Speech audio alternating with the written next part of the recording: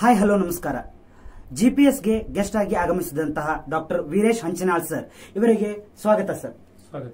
ಇವರು ಪ್ರಸ್ತುತವಾಗಿ associate professor department of radiology GIMS ಗದಗನಲ್ಲಿ ಕಾರ್ಯನಿರ್ವಹಿಸುತ್ತಿದ್ದಾರೆ. 2024 RGHS ಸೆನೆಟ್ ಎಲೆಕ್ಷನ್ಸ್ ಅಲ್ಲಿ ಅದರ್ ದನ್ ಪ್ರೊಫೆಸರ್ ಕ್ಯಾಟಗರಿಯಲ್ಲಿ ಎಲೆಕ್ಷನ್ಸ್ ಅಲ್ಲಿ ನಿಂತಿದ್ದಾರೆ. ಸರ್, ಯಾರ್ಯಾರು ಈ ಒಂದು ಎಲೆಕ್ಷನ್ಗೆ ವೋಟಿಂಗ್ ಮಾಡಬಹುದು ಮತ್ತು ಈ ಸೆನೆಟ್ ಎಲೆಕ್ಷನ್ಸ್ ಅಂದ್ರೆ ಏನು? ಎಲ್ಲರಿಗೂ ಧನ್ಯವಾದಗಳು. ಈ ಒಂದು ಅಪರ್ಚುನಿಟಿ ಕೊಟ್ಟ ಗುರು ಅವರಿಗೆ ಮೊದಲೇ ಕೃತಜ್ಞತೆಯನ್ನು ಸಲ್ಲಿಸುತ್ತಾ, ಸೆನೆಟ್ ಅಂದ್ರೆ ಇದು ಯೂನಿವರ್ಸಿಟಿ ಮಟ್ಟದಲ್ಲಿ ನಡೆಯೋದು. ನಮ್ಮ Rajiv Gandhi university one of the biggest university in India. ಈ ಯೂನಿವರ್ಸಿಟಿ ಅಂಡರ್ ಅಲ್ಲಿ ಹತ್ರ ಒಂದು 3,000 ರಿಂದ 4,000 ಕಾಲೇಜುಗಳು ಬರ್ತವೆ. ಅದರಲ್ಲಿ ಮೆಡಿಕಲ್ ಇರಬಹುದು, ಡೆಂಟಲ್ ಇರಬಹುದು, ಆಯುರ್ವೇದಿಕ್ ಇರಬಹುದು, ಹೋಮಿಯೋಪತಿ, ಯುನಾನಿ, ಸಿದ್ಧಿ, ಫಾರ್ಮಸಿ, ನರ್ಸಿಂಗು, ಎಲ್ಲ ತರ ಕೋರ್ಸ್ಗಳು ಇದಾವೆ. ಸೊ ಇದೊಂದು ಬೃಹತ್ ಸಮುದ್ರ. ಈ ಸಮುದ್ರದ ಮಧ್ಯದಲ್ಲಿ ನಾವೆಲ್ಲ ಈಜಬೇಕಾಗಿದೆ. ಅಂದ್ರೆ ಪ್ರತಿಯೊಂದು ಮಟ್ಟದಲ್ಲೂ, ಪ್ರತಿಯೊಂದು ಕೋರ್ಸ್ಗಳ ಮಟ್ಟದಲ್ಲೂ ಅವರ ಸಮಸ್ಯೆಗಳನ್ನ ಆಲಿಸಿ, ಅವರ ಕುಂದುಕೊರತೆಗಳನ್ನ ತಿಳ್ಕೊಂಡು, ಅವ್ರಿಗೆ ನಮ್ಮ ಕಡೆಯಿಂದ ಏನು ಸಹಾಯ ಮಾಡಬೇಕು ಅಂತ ತಿಳ್ಕೊಂಡು ಅದನ್ನ ನಾವು ಯೂನಿವರ್ಸಿಟಿ ಮಟ್ಟದಲ್ಲಿ ಇಂಪ್ಲಿಮೆಂಟ್ ಮಾಡುವ ವ್ಯಕ್ತಿಯೇ ಸೆನೆಟ್. ಸೆನೆಟ್ ಏನ್ ಮಾಡ್ತಾನಪ್ಪ ಅಂತಂದ್ರೆ, ಈ ಎಲ್ಲ ಸಮಸ್ಯೆಗಳನ್ನ ತಿಳ್ಕೊಂಡು ಯೂನಿವರ್ಸಿಟಿ ಮಟ್ಟದಲ್ಲಿ, ಅಧಿಕಾರಿಗಳ ಮಟ್ಟದಲ್ಲಿ, ಚಾನ್ಸಲರ್ ಮಟ್ಟದಲ್ಲಿ, ವೈಸ್ ಚಾನ್ಸಲರ್ ಮಟ್ಟದಲ್ಲಿ ಅವರಿಗೆ ನಮ್ಮ ಸಮಸ್ಯೆಗಳನ್ನ ಅಥವಾ ನಮ್ಮ ಪ್ರತಿನಿಧಿಯಾಗಿ ಕಳಿಸಿರುವವರ ಸಮಸ್ಯೆಗಳನ್ನ ತಿಳಿಸುವ ಒಂದು ವಾಹನ ಅಂತ ಹೇಳ್ಬೋದು ಸೆನೆಟ್ ಅಂದ್ರೆ. ಸರಿ ಸರ್, ಇಲ್ಲಿವರೆಗೂ ನೀವು ಮಾಡಿದಂತಹ ಒಂದ್ ಸ್ವಲ್ಪ ಕಾರ್ಯಗಳನ್ನ, ಸೊಸೈಟಿಗೆ ಕೊಟ್ಟಂತಹ ಪ್ರಾಜೆಕ್ಟ್ಸ್ ಗಳ ಬಗ್ಗೆ ಸ್ವಲ್ಪ ಹೇಳಿ ಸರ್. ನಾನು ಮಾಡಿರೋ ಕೆಲವು ಕೆಲಸಗಳಂತಂದ್ರೆ, ಕೋವಿಡ್ ಟೈಮ್ ನಲ್ಲಿ ನಾವು ನಮ್ಮ ಗದಗ ಜಿಲ್ಲೆಯಲ್ಲಿ CT MRI ಅನ್ನು ಫ್ರೀ ಆಗಿ ಮಾಡುವ ಒಂದು ಗವರ್ಮೆಂಟ್ ಸ್ಕೀಮ್ ಅನ್ನು ತಗೊಂಡ್ಬಂದ್ವಿ. ಆ ಸ್ಕೀಮ್ಗಳಿಗೆ ಹೋರಾಡಿ ನಮ್ಮ ಜಿಲ್ಲೆಯಲ್ಲಿ ಕೊಪ್ಪಳ, ಗದಗ, ಸುತ್ತಮುತ್ತಲ ಹಾವೇರಿ, ಬಾಗಲಕೋಟೆ ಎಲ್ಲಾ ವ್ಯಕ್ತಿಗಳು ಕೋವಿಡ್ ಸಂಕಷ್ಟದಲ್ಲಿ ನಮ್ಮ ಜಿಲ್ಲೆಗೆ ಬಂದು ನಮ್ಮ ಸ್ಕ್ಯಾನ್ ಸೆಂಟರ್ಗಳಿಗಾಗಿ ಕಾದು ಅವುಗಳನ್ನು ಫ್ರೀ ಆಗಿ ಮಾಡಿಸ್ಕೊಂಡು ಆರೋಗ್ಯವಂತರಾಗಿ ಹೋದ್ರು. ಅದರಲ್ಲಿ ನನ್ನದು ಒಂದು ಪಾತ್ರ ಇದೆ. ಅದರ ಜೊತೆಗೆ ನಾನು ಫ್ರೀ ಆಗಿ ಆಂಬುಲೆನ್ಸ್ ಅನ್ನ ಕೋವಿಡ್ ಟೈಮ್ ಅಲ್ಲಿ ಎಂಟೈರ್ ಜಿಲ್ಲೆಗೆ ಓಡಾಡಿಸಿದ್ದೆ. ಇದು ಯಾಕೆ ಮಾಡಿದಪ್ಪ ಅಂತಂದ್ರೆ, ಆ ಟೈಮ್ ಅಲ್ಲಿ ಅವಶ್ಯಕತೆ ಇತ್ತದು. ಅದು ನಾನು ಮಾಡಬೇಕು ಅಂತ ಮಾಡಿದ್ದಲ್ಲ, ಯಾಕಂದ್ರೆ ಆವಾಗಿನ ಆ ಒಂದು ಪರಿಸ್ಥಿತಿಗೆ ಅನುಗುಣವಾಗಿ ನಾವು ಮಾಡಿದ್ದು. ನಾವು ಮಾಡಿ ಅದರಿಂದ ಹೆಸರು ಮಾಡ್ಬೇಕಂತಲ್ಲ, ಅವಾಗ ನೀಡಿತ್ತು, ಅದನ್ನು ಮಾಡಿದ್ವಿ ನಾವು ಅಷ್ಟೇ. ಅದನ್ನ ಬಿಟ್ರೆ ನಾನು ಕಾಲೇಜುಗಳಲ್ಲಿ, ಕಾಲದಾಗಿಂದನೂ ನಾನು ನನ್ನ ಸ್ಟೂಡೆಂಟ್ ವಿಂಗ್ಗಳಿಗಾಗಲಿ, ನಮ್ಮ ಬೇರೆ ಬೇರೆ ಸಂಸ್ಥೆಗಳಲ್ಲಾಗಲಿ ನಾನು ಕೆಲಸ ಮಾಡಿದ್ದೀನಿ.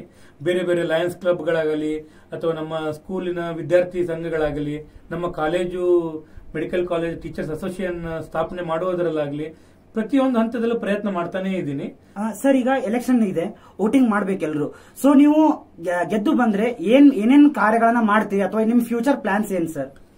ನಾನು ಸೆನೆಟ್ ಅಲ್ಲಿ ಪ್ರತಿ ಸತಿಯನ್ನು ಕೊಡುವ ಆಶ್ವಾಸನೆಗಳನ್ನು ಕೊಡಲ್ಲ. ಆಲ್ರೆಡಿ ಎಲ್ಲಾ ಆಶ್ವಾಸನೆಗಳು ಪ್ರತಿಯೊಬ್ಬ ಸೆನೆಟ್ ಕೊಟ್ಟಿರ್ತಾರೆ, ಅವ್ರ ಕೆಲಸಗಳನ್ನು ಮಾಡಿದ್ದಾರೆ.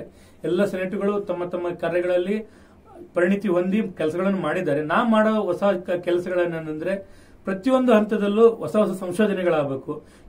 ಕೆಲವೊಂದು ಹಂತದಲ್ಲಿ, ಕೆಲವೊಂದು ಕೋರ್ಸ್ಗಳಲ್ಲಿ ಅದರೇ ಆದ ಸಂಶೋಧನೆಗಳು ನಡೀತಾ ಇಲ್ಲ. ಆ ಸಂಶೋಧನೆಗಳಿಗೆ ಉತ್ತೇಜನ ಕೊಡೋದು, ಲೈಕ್ ಹೋಮಿಯೋಪತಿ ಆಗಲಿ, ನಮ್ಮ ಅಲೈಡ್ ಹೆಲ್ತ್ ಸೈನ್ಸಸ್ ಆಗಲಿ, ನಮ್ಮ ಡೆಂಟಲ್ಗಳಾಗಲಿ, ಮೆಡಿಕಲ್ ಅಲ್ಲಾಗಲಿ, ಹೀಗೆ ಎಲ್ಲ ಪ್ರತಿಯೊಂದು ಕೋರ್ಸ್ಗಳು, ನರ್ಸಿಂಗ್ಗಳಲ್ಲಾಗಲಿ, ಪ್ರತಿಯೊಂದು ಕೋರ್ಸ್ಗಳಲ್ಲೂ ಒಂದು ಹೊಸ ಆವಿಷ್ಕಾರಗಳನ್ನ ನಮ್ಮ ವಿದ್ಯಾರ್ಥಿಗಳಲ್ಲಿ ಮನದಟ್ಟು ಮಾಡಿ ಅವರ ಆ ಆವಿಷ್ಕಾರಗಳಲ್ಲಿ ಸೇರ್ಕೊಳ್ಳುವಂತ ಒಂದು ಹೊಸ ಹೊಸ ಪ್ರಯತ್ನಗಳನ್ನ ನಾವು ಸೆನೆಟ್ ಅಲ್ಲಿ ಮಾಡೋ ಪ್ರಯತ್ನ ಮಾಡ್ಬೇಕಂತ ಮಾಡಿದ್ದೀನಿ. ಎರಡನೇದಾಗಿ, ನಮ್ಮ ಟೀಚರ್ಸ್ಗೆ ಈಗಿರೋ ಸಮಸ್ಯೆಗಳಂದ್ರೆ ಎಕ್ಸಾಮ್ನರ್ ಹಾಕೋದು. ಏನ್ ಸಮಸ್ಯೆ ಆಗ್ತಿದೆಪ್ಪ ನಮ್ಮ ಟೀಚರ್ಸ್ಗಳಿಗೆ ಅಂದ್ರೆ, ಎಕ್ಸಾಮ್ನರ್ ನಾವೇ ಕರ್ಕೊಂಡ್ಬಂದು ಅವ್ರಿಗೆ ಅಕಾಮಿಡೇಷನ್ ಮಾಡಿ, ಅವ್ರಿಗೆ ಎಲ್ಲಾ ರೀತಿಯ DA ಕೊಡುವ ಒಂದು ಜವಾಬ್ದಾರಿ ನಮ್ಮ ಮೇಲೆ ಇರುತ್ತೆ. ಅದನ್ನ ನಾವು ಯೂನಿವರ್ಸಿಟಿ ಮಟ್ಟದಲ್ಲಿ ಇಂಪ್ಲಿಮೆಂಟ್ ಮಾಡಿಸ್ಬೇಕು. ಬಟ್ ಕೆಲವೊಂದ್ಸರಿ ಏನಾಗ್ತಿದೆಪ್ಪ ಅಂದ್ರೆ, ಕೆಲವೊಂದು ಎಕ್ಸಾಮ್ನವರು ದೂರದ ಊರುಗಳಿಂದ ಬರ್ತಾರೆ. ಸೊ ಅವರಿಗೆ ನಾವು ವಿಮಾನ ಭತ್ಯೆಗಳನ್ನು ಕೊಡುವುದರಲ್ಲಿ ಕೆಲವೊಂದು ಸಮಸ್ಯೆಗಳನ್ನ ನಾವು ಎದುರಿಸ್ತಾ ಇದ್ದೀವಿ.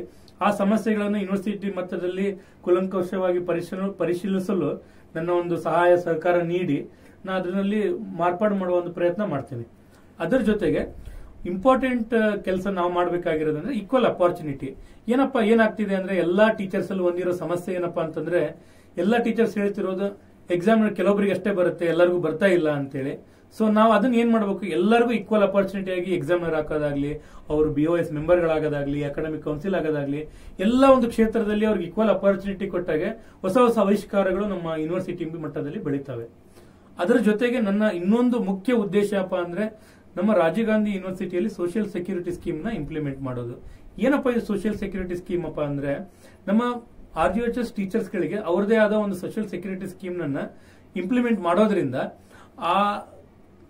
ಆ ವರ್ಷದಲ್ಲಿ ಅಥವಾ ಆ ಒಂದು ಟೈಮ್ ಅಲ್ಲಿ ಏನಾದ್ರೂ ವ್ಯಕ್ತಿಗೆ ಏನಾದ್ರೂ ಒಂದು ಅನಾಯಾಸ ಅಥವಾ ಅನಾಹುತಗಳಾದ್ರೆ ಆ ಅನಾಹುತಗಳಿಗೆ ಯೂನಿವರ್ಸಿಟಿಯಿಂದ ಏನಾದ್ರೂ ಒಂದು ಸಹಾಯ ಮಾಡುವ ಒಂದು ಬಜೆಟ್ ನಾಗ ರೆಡಿ ಮಾಡಿ ಅದನ್ನ ಅವರಿಗೆ ಮುಟ್ಟಿಸುವಂತ ವ್ಯವಸ್ಥೆ ಮಾಡಬೇಕು ಅಂತ ನನ್ನ ತಲೆಯಲ್ಲಿದೆ.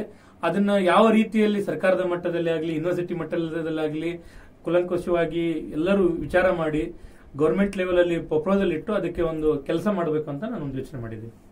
ಓಕೆ ಸರ್, ನಮ್ಮ Gadag institute of medical science ನ ರಿಪ್ರೆಸೆಂಟ್ ಮಾಡ್ತಿದ್ದೀರಾ ಸರ್ ನೀವು. Thank you so much for that. And ನಾವೇನ್ ಹೇಳ್ಬೇಕಂತಂದ್ರೆ ಎಲ್ಲಾ ಸ್ಟೂಡೆಂಟ್ ಪರವಾಗಿ ಮತ್ತೆ ಎಲ್ಲಾ ಸ್ಟಾಫ್ ಪರವಾಗಿ ಕರ್ನಾಟಕದಾದ್ಯಂತಹ RGHS ಸೆನೆಟ್ ಎಲೆಕ್ಷನ್ಸ್ ಅಲ್ಲಿ ಸರ್ಗೆ ಒಂದು ಸಪೋರ್ಟ್ ಮಾಡಿ ಒಂದು ಹೊಸ ನವ ಚೈತನ್ಯವನ್ನ ಕೊಡೋದಕ್ಕೆ ಹೆಲ್ಪ್ ಮಾಡೋಣ ಮತ್ತು ಸರ್ಗೆ ಸಪೋರ್ಟ್ ಮಾಡೋಣ ಅಂತ ಎಲ್ಲರ ಪರವಾಗಿ ಕೇಳ್ಕೊತಾ ಇದ್ದೀನಿ. ಸರ್, ನಿಮಗೂ ಏನಾದ್ರೂ ಹೇಳೋದಿದ್ರೆ ಹೇಳ್ಬೋದು ಸರ್.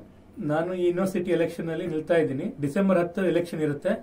ಅದು 9 to 5 ಇರುತ್ತೆ. ನನ್ನ ಸೀರಿಯಲ್ ನಂಬರ್ ಬಂದು 2323. ಆ ಸೀರಿಯಲ್ ಮುಂದೆ ನಿಮ್ಮ ಫಸ್ಟ್ ಪ್ರಿಫರೆನ್ಷಿಯಲ್ ವೋಟ್ ಅಂತ ಹಾಕಿ ನನಗೆ ಸಹಾಯ ಮಾಡಿದ್ರೆ irrespective of dental, medical, Ayurvedic, homeopathy, nursing ಎಲ್ಲರಿಗೂ ಒಂದು ಏನಾದರೂ ಸಮಸ್ಯೆಗಳಿದ್ರೆ ನಾನು ಬಗೆಹರಿಸುವ ಒಂದು ಪ್ರಾಮಾಣಿಕ ಪ್ರಯತ್ನ ಮಾಡ್ತೀನಿ. ನನಗೆಲ್ಲರೂ ಗೆಲ್ಲಿಸಿ ನಾನು ನಿಮ್ಮ ಧ್ವನಿಯಾಗಿ ಯೂನಿವರ್ಸಿಟಿಯಲ್ಲಿ ಇರ್ತೀನಿ ಅಂತ ಹೇಳ್ತಾ ನನ್ನ ಮಾತನ್ನು ಮುಗಿಸ್ತೀನಿ. ಧನ್ಯವಾದಗಳು ಸರ್.